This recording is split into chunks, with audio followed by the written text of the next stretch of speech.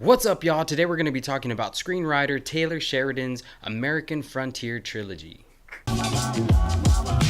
So the trilogy is made up of 3 films. It's Sicario, Hell or High Water, and Winn River. So a quick rundown of all 3 films. Let's start off with Sicario, which is the first one. It is about a female FBI agent who is tapped to help the CIA bring down a cartel. The female agent's played by Emily Blunt. They call them DOD advisors, is Benicio del Toro, a pretty mysterious character. And then we have Josh Brolin, who's kind of leading the whole thing. This moves us along to Hell or High Water. Hell or High Water is about 2 brothers who are robbing banks, several banks in small countryside Texas, to get enough money to pay back the same bank they're robbing for a loan on their land. They're trying to keep their land. The 2 brothers are played by Chris Pine, Ben Foster, and Jeff Bridges is the cop or sheriff guy who's looking for them. Then we have Winn River, which also features a female FBI agent who is brought to a reservation to investigate a murder of a Native American girl. Jeremy Renner is a Parks and Wildlife predator hunter, and they team up together to try to solve this thing. And I already said his name, but yeah, Elizabeth Olsen plays the female FBI agent, and Jeremy Renner plays the hunter. So there's several themes that connect these films.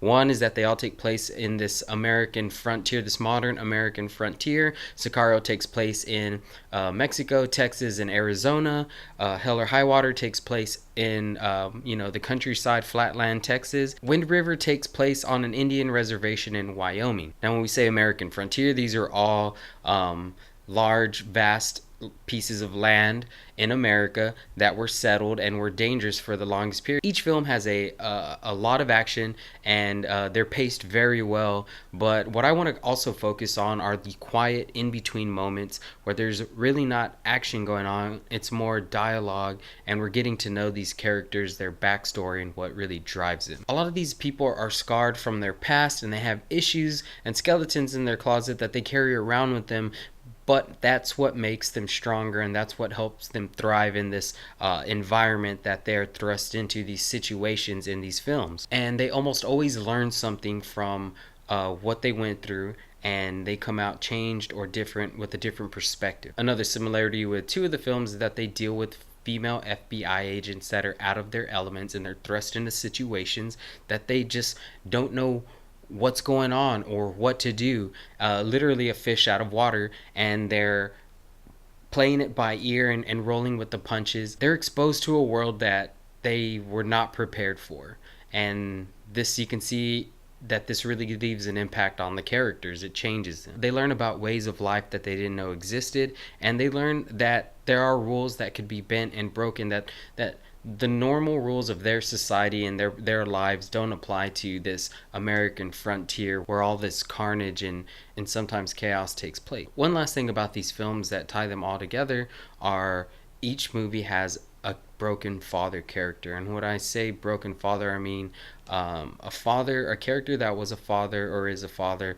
who has failed their children in some way, and they are looking for redemption. Benicio del Toro's character in Sicario has failed his family, and he's trying to find redemption through his actions, through bringing down this cartel, and he's trying to right a wrong in his eyes to make up for his failure. Chris Pine has also failed his kids because he isn't providing the life that he wants for them, and so he's trying to secure this land so he can toss it down to his kids, because they're going to be drilling for oil and it's going to have a lot of money, and he strictly wants it for his kids. So Jeremy Renner's character has failed his daughter, he's failed his family, and he wants nothing more than to bring closure to this dead girl's family, the same closure that he and his family never received. So that's just a quick rundown of all 3 films and some themes that connect them. I think they're well written, they're paced out extremely well, and there's enough action to keep you drawn in, but it's paced out. Like I said, there are quiet in between moments that I really like to focus on, that I really like to put emphasis on. So if you've watched them or you plan on watching them,